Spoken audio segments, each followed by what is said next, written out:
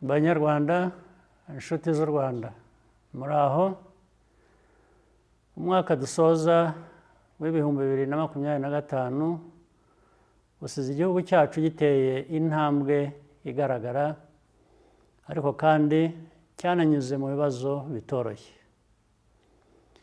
Ndashimira Abanyarwanda bose kubw'icyizere n'ubufatanye mwagaragaje muri uyu mwaka. Ubukungu bwacu bwarazamutse. Ubu inshingano dufite ni ukubungabunga kandi twakoresha neza amikoro dufite nk'igihugu. Ibi biradusaba ko twishakamo ibisubizo bishya bikwiye gutuma duharana intego n'imigambi bishya. Nta wundi muntu dukwiye gutegerezaho iterambere n'imibereho myiza yacu. Igishoro kinini kandi cy'agaciro dufite nk'igihugu n'urubyiruko rushoboye. Ni inshingano zanyu nk'urubyiruko rw'u Rwanda gusigasira ibyo twubatse no kubiteza imbere. Ndizera ko ibyo byose mubyiteguye, niyo byasaba kwitanga, yaba ku giti cyanyu cyangwa twese hamwe. Mu rugendo twagenze, imbogamizi twazihinduyemo amahirwe kandi twarushijeho gukomera. Ntidukwiye na rimwe kwibagirwa aho twavuye, kandi uku niko bizakomeza kugira ngo bidufashe kwiyubaka uko tubyifuza. Several milestone events this year elevated Rwanda's profile internationally.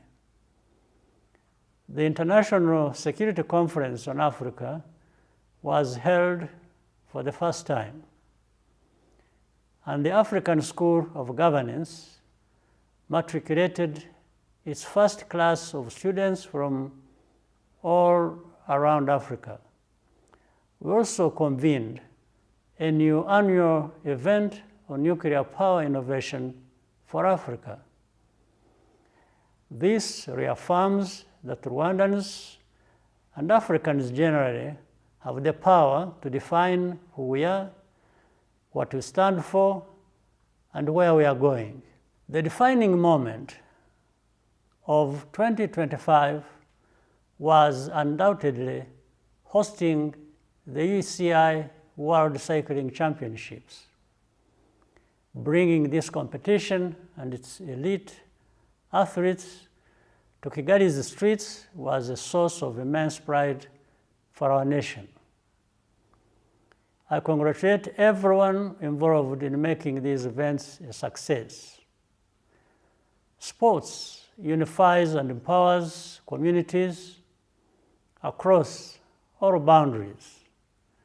The world saw Rwanda and Africa in a new light.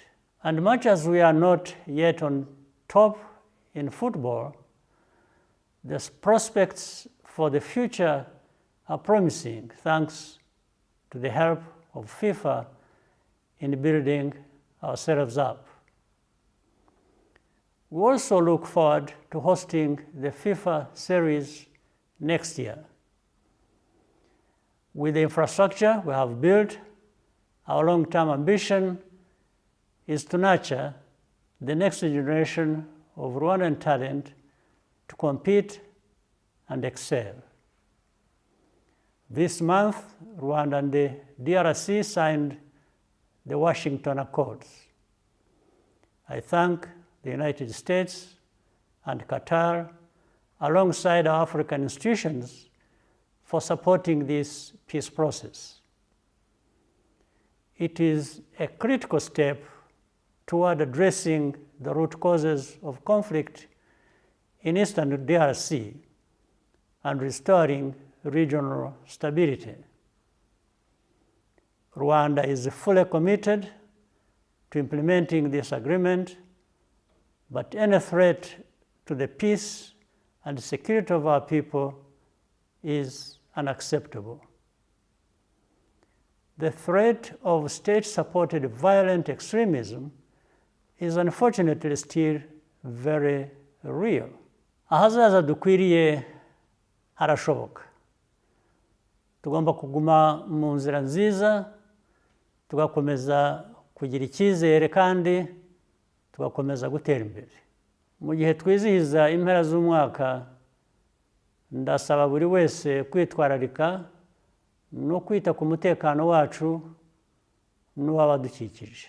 Buri wese afite uruhare rukomeye kugira ngo tugere ku ntego zacu.